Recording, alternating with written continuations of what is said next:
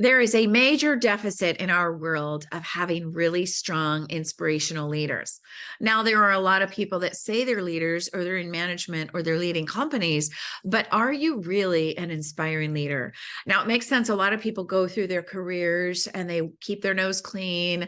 They do all the right things and they actually are very competent at their job. But what happens when they keep getting promoted is that they keep doing their job very, very well.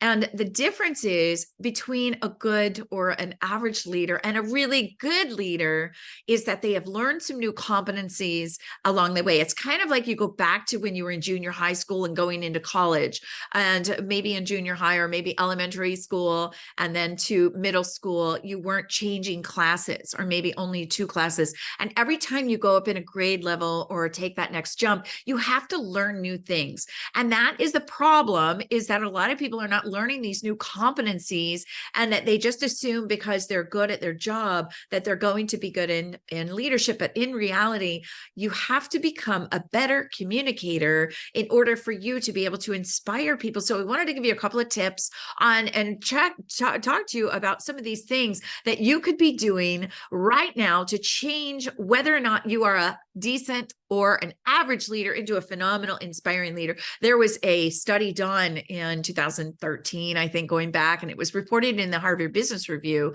And inspiring leadership is the #1 kind of leadership.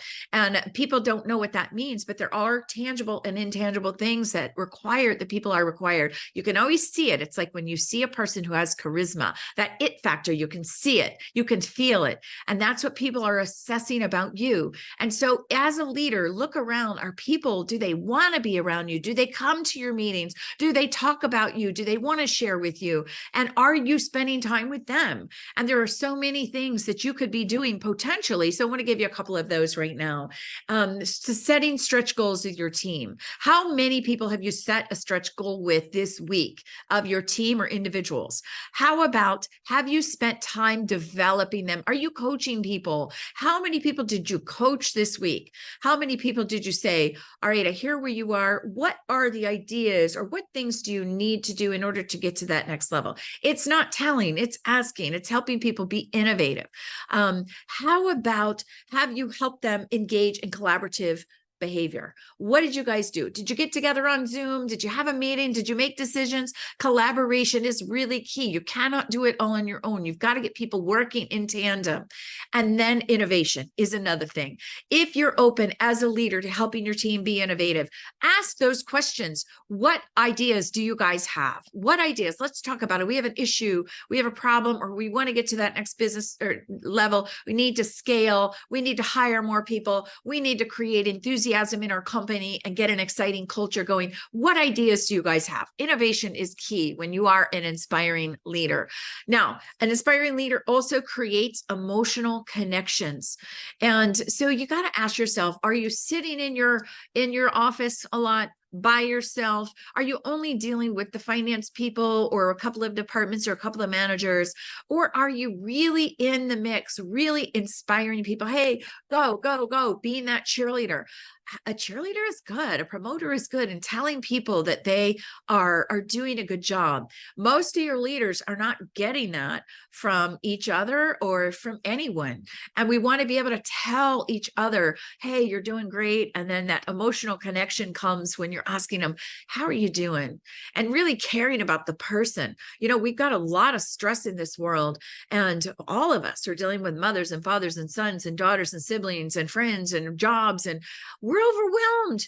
So when you are connecting with a person, how are you doing? No, how are you really doing? And sit and look at somebody in the eye and just say, you know, I know you're going through a lot right now. I'm here. And if you want to chat, you know, that's a good way to have that emotional connection, and people really, really appreciate it. And lastly, I wanted to talk to you just about your vision for the company. Where are you guys going? How are people going to fit in? Do they see themselves fitting into your vision? Do you have anything exciting on the table? Are you bringing new ideas yourself? And if people can see themselves in the future building your business or building your company or your healthcare organization, and they see an exciting opportunity where they are contributing, and that the business or the organization has a higher purpose. People need that right now. And it's not just all about the money. People want compassion, they want empathy, and they want to know that you care. All right, guys, I know this was a little longer today. I hope it inspires you to really up your game, to be that inspiring leader. Tell stories from the heart. If I can help and support you in any way, let me know. Would love an opportunity to sit with you on Zoom and look at who you are as your best self and get you out there actually talking to your people, more communication, more storytelling, more authenticity, and more you. All right, guys, hope you're having a great day. Look forward to staying in touch. Take care. God bless.